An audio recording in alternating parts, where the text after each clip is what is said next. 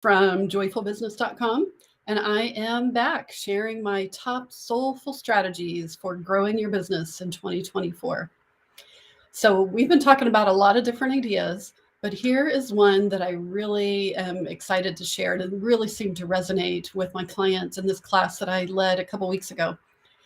You know, we've talked about, and we all know how things are, there's just so much information, right? We get so many emails, there's so much social media, there's so much information and things changing, and it's unsettling, right? It's very unsettling for people.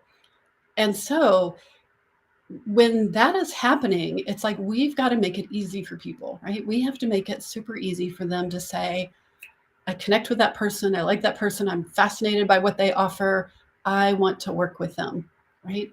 And the thing is, there's more and more people out there who are doing passionate work like you are, right? So it's more important than ever to make sure that you stand out immediately when you're interacting with potential clients.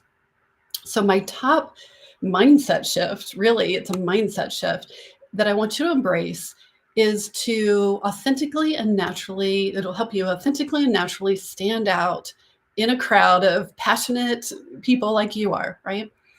So here's what I want you to stop doing. I want you to stop acting like you're a practitioner.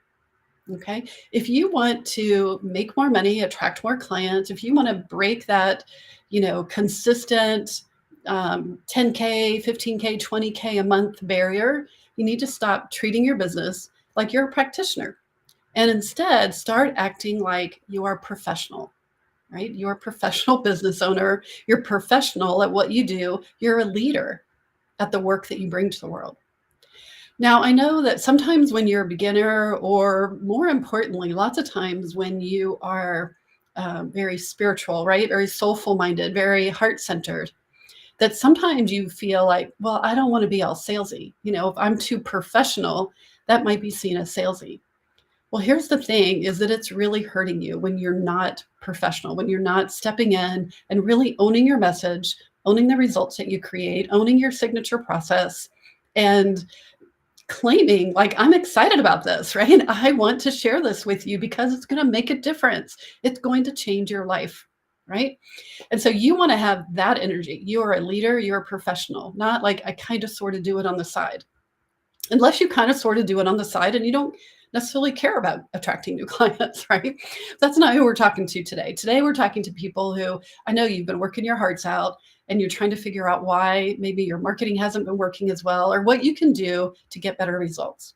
This is one of the easiest things externally, but maybe it's harder because it's an internal shift as well, right? Because you're shifting your identity, your image of yourself from a practitioner to a professional, not just doing the things, right? So one of the basic things is just how you treat your email, right? Knowing that your email needs to come from a professional email, not Laura@gmail.com kind of thing, Laura's hobby at Gmail, that doesn't cut it anymore. And in fact, Google and Yahoo and all of them have made changes so that they really are putting the kibosh on people. They're stopping delivering emails from people who are not using professional domain names. So make sure you do that super basic thing, right? Also look for your signature line. Like, that is like gold in real estate, right? It's gold in real estate. Even when you're talking to your colleagues, I'm so many people I know, they just sign their emails like Kelly. I get like emails from three different types of Kellys, three different Kellys, right? I can't remember. I don't know who's sending what kind of email. And so you want to click with people right away. So use that signature line. You can still sign it Kelly. That's what I sign it Laura, but down below, I have my official signature line. That's like, here's who I am. Here's how you can contact me. Here's what I do. Because you never know who's looking at those emails.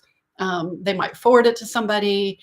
They want to reach out and contact you. You might be working with somebody for one reason, but they decide, hey, I need a coach, or I need a speaker, or I need what you have. I'm really curious about you. So I'm going to go check out your website. And you're making it easy for me to do that by having your website in your signature line.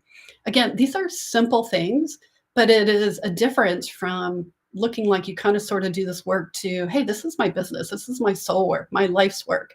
And you're building trust with your clients. All right. Um, One of the other things is, again, along, we've been talking about emails lately in my last video, is that when you are a practitioner, you kind of sort of send out emails. You might have a list. You kind of nurture those relationships on your list, right? When you are a professional, you know that you want to consistently develop that relationship. You want to nurture that relationship so that you're there teaching, training, educating your clients. So when they are ready for the kind of support that you offer, they're going to think of you. Because if you don't do that, what they're going to do is when they're ready, they're going to go to who speaks to their heart and that person who's in their inbox or on social media, or they just last heard on a podcast. So you can't wait. You have to go first. All right. You also want to look at the systems you have in your business. Do you have a system for a consultation? Do you just kind of get on the phone and have a great conversation and kind of wing it? All right. Or do you have a process, a system that you take people through?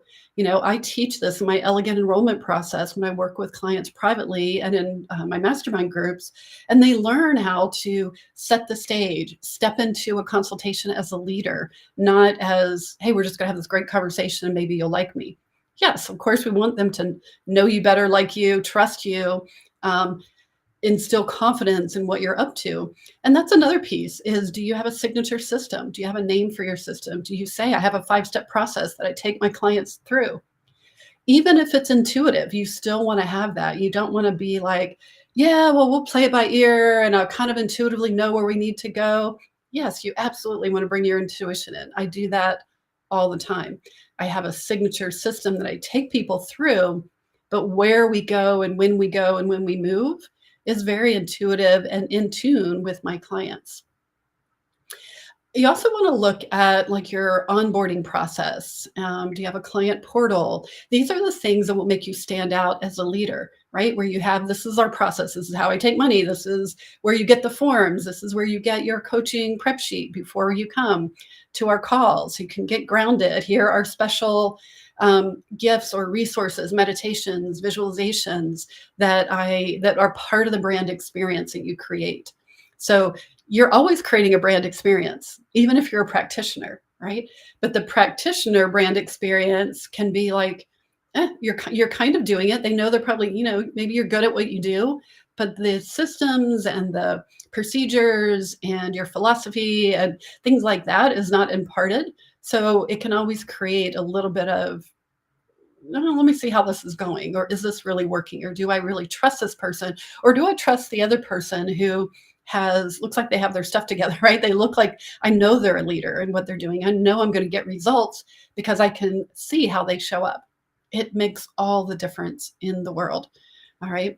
Professionals also, they don't try to do everything themselves. They know the value of having a team.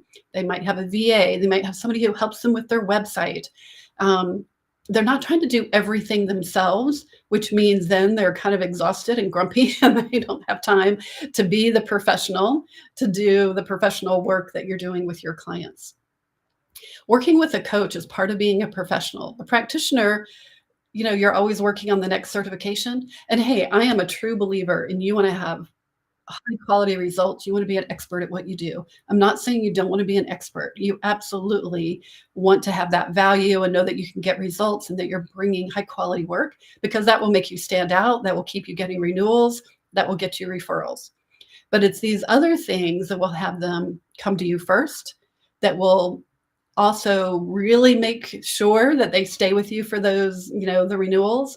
They will have no doubt about giving referrals.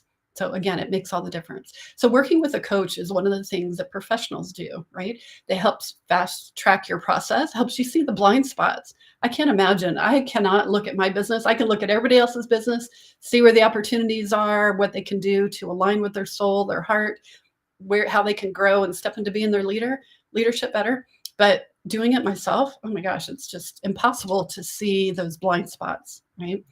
They will also help you with keeping your mindset squeaky clean, right? And aligned with your most empowered self, right? Because you waste time getting caught by the doubt vortex over and over and over again for long periods of time. So you want to have somebody on your team your support team, right? Who is helping you with that mindset, the clearing, the energy work constantly. I have found over the years that practitioners let their mindset drag them, drag them into the doubt vortex, and they stay there for weeks, sometimes even months. Professionals know that's not okay. I want to have consistent revenue. I want to get my work out in a bigger way. So I always have a team of mindset, energy workers that help me with that. All right. You really will see a difference in attracting clients sooner. You'll attract more speaking opportunities, collaboration opportunities when you show up as a leader, as a professional. You will keep your clients, keep them longer. You will get more referrals. It just really has this ripple effect. All right, I hope you've enjoyed today's Soulful Marketing Strategy, Soulful Way to Grow Your Business. If you're loving this and you want a more creative and joyful, soul-aligned way of growing your business, I've been doing this for 23 years, and you want to step more into being a leader and a professional instead of just a practitioner, I have something great I'd love to offer you. It's a free monthly workshop called Simplify and Amplify.